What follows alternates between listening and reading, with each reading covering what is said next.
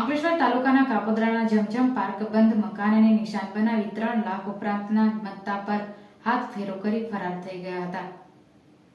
અંકલેશ્વરમાં પુનઃ એકવાર ઠંડીની જમાવટ વચ્ચે તસ્કરો સક્રિય બન્યા છે. અંકલેશ્વરના કાપોદ્રા ગામ ખાતે આવેલા જમજમ સોસાયટીમાં 154 નંબરના મકાનને તસ્કરોએ નિશાન બનાવ્યું હતું. મકાન માલિક ઘર બંધ કરી 15 દિવસ માટે ગતરોજ મહારાષ્ટ્ર જવા નીકળ્યા હતા.